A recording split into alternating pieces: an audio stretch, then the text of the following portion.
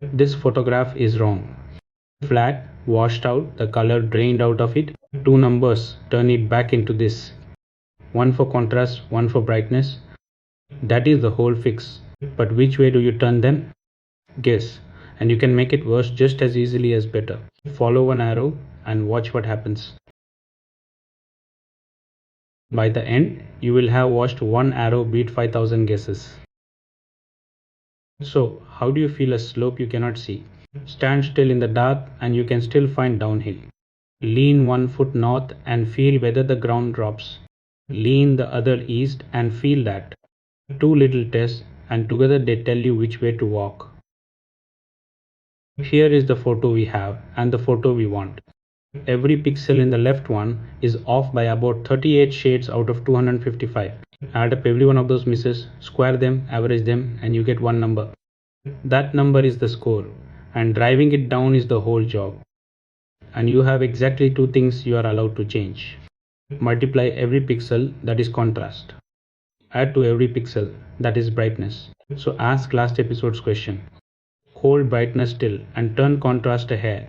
The score moves this much. Now hold contrast still and turn brightness a hair. It moves by a different amount. Two dials. Two questions. Two numbers. Both negative, which means both dials want to go up. That first number is not magic. It is an average over every pixel in the picture and you can watch it being built. For each pixel, how bright it is now, how bright it should be, and the miss between them. Pixel 1 is not 0.7. It should be 0.92. So it is short by 0.22 and it pulls the arrow this way. Pixel 2, a smaller miss, a smaller pull. Pixel 3, a bigger one. Pixel 4, and so on. 97,000 times. Average all of them and you land on the number we started with. Nothing was asserted. It was counted. Put the contrast answer on one axis and the brightness answer on the other. Minus 0.118 along here, minus 0.144 along here, and the two of them together are one arrow. That arrow is the gradient and it points at the steepest way up the score. Worth saying where you are now that you have the arrow. This is season 2, episode 2, the one your textbook calls the G-Rent. Everything after this is built on what you just watched. So let us test that claim properly. 5,000 directions, picked completely at random, each one measured for how steeply it climbs. And here is the arrow we built. 0. Not one of the 5,000 climbs faster. That arrow is not a good direction, it is the steepest one there is.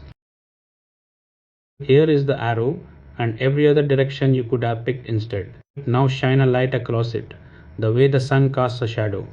Parallel rays, straight onto the arrow. Pick any direction and read the shadow it casts on the arrow. That shadow is exactly what the direction scores. You have met this before, it is the dot product from episode 1.5. Point straight along it and the shadow is the whole arrow. That is the biggest it can ever be. Turn 90 degrees and the shadow vanishes.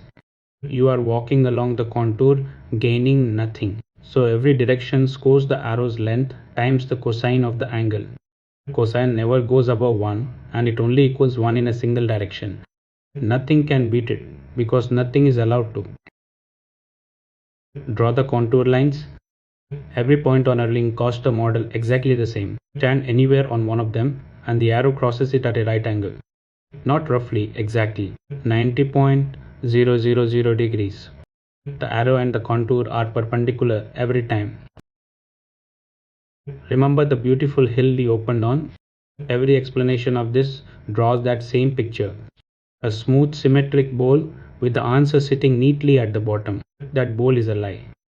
Here is the real thing, the actual loss of a train network measured on a grid, not drawn. Ridges. An off-center basin. Whole regions that go up one way and down the other. Nobody draws this because drawing it means running the model, and this is what following the negative of that arrow actually does on it. Every step measured on the real surface, 4.7 down to 0.04. 23 steps, and every single one of them was just the arrow asking which way is down. And the arrow carries a second thing for free. Its length is how steep the hill is. A long arrow means the score changes fast. A short one means a plateau where barely anything matters. Ours is 0.19. And keep that flat case in mind. An arrow that shrinks to nothing is the whole story of episode 2.4. It has a name and a symbol that looks worse than it is. This is the gradient. The upside down triangle just means the arrow of each curly D is one little experiment. Wriggle this knob, hold the other still, and the brackets mean stack them up. Every piece is something you already watched. One warning, and it is the mistake almost everyone makes. The gradient does not point at the minimum.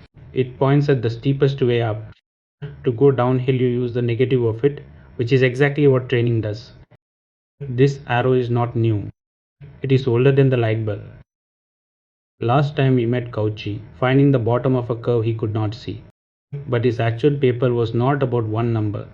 It was about systems of them, many at once. With one knob, the answer is just a sign, up or down. With many, you need something richer. You need a direction. He was reaching for the exact arrow you just built. But here is the strange part. Cauchy wrote this down in 1847 and almost nothing used it. The reason is not that people forgot. It is that nobody could actually compute the arrow for anything large. Every extra knob meant running the whole model again. 1951 broke the first wall. Robbins and Monroe showed you do not even need the true arrow. A rough one from a handful of examples gets you there. Hold on to that, it comes back later in this episode. And 1986 broke the second. Backpropagation made the arrow cheap for a model of any depth. That is episode 2.4, and it is the reason any of this runs at all. So what if you did not have it? You would have to guess a direction. In 2 dimensions, that is not hopeless. A random guess gets you most of the way. But watch what happens as you add dimensions. 10, and a random guess is only a quarter as good. 100, and it is under 8%. 10,000, and it is under 1. And a real model has 124 million.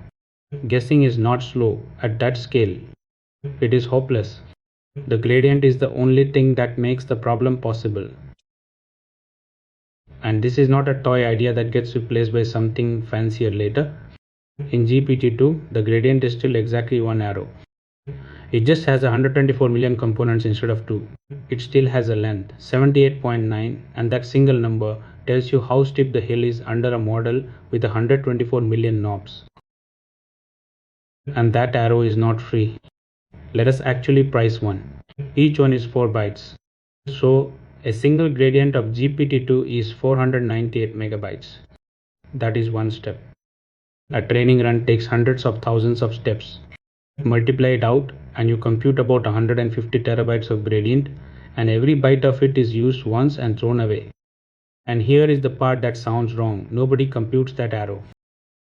One more thing, and it changes what you think training is. Every arrow so far used every pixel in the photo. GPT-2 never does that. It never looks at all its data before taking a step. It grabs a handful, here 100 pixels out of 97,000, 1 in 8,000, and the arrow you get from them is this close to the real one, 1 degree off. Every single one of them still points down in, and each costs about 1,000 times less to work out. Throw away 99.9% of your data and you still know which way to go. And that trade-off is the reason for 3 words you will meet everywhere. One at a time is stochastic, noisy, and wrong about a third of the time. A small handful is mini batch, and that is what actually runs in essentially every model you have used. All of it at once is plain batch. Exactly right, and nobody can afford it. Before we finish, be clear about what this arrow does not give you. It gives a direction, never a distance. It is only true exactly where you are standing, and it will quite happily walk you into a bad valley. One last thing. Everything today assumes the score slides smoothly as you turn a knob. Sometimes it does not. On the staircase, there is no slope to feel. You are either on one step or the next, and wiggling a knob a tiny bit changes nothing at all. That is not a rare corner. It is the moment a model picks an actual word out of its options. It is any model you can only call and never open up. And it is a person telling you which answer they liked better. None of those hand you an arrow. And that is where a whole separate branch of machine learning starts. The one that has to learn by trying things instead of by feeling the ground. And you can check every one of those claims yourself. Two lines give you the arrow and its length. One more proves the right angle, exactly rather than roughly. And the race runs in a loop you can read. Zero directions beat it. The notebook is in the description. That is the whole episode in one screen. Chapter links are in the description, so jump back to any piece of it. So that is a gradient. Ask last episode's question once for every knob and stack the answers. Turn that arrow around and you have the direction every model in the world walks in. How far to walk is next time. You know which way to step. Now, how big a step? One number decides whether the model learns, stalls, or explodes.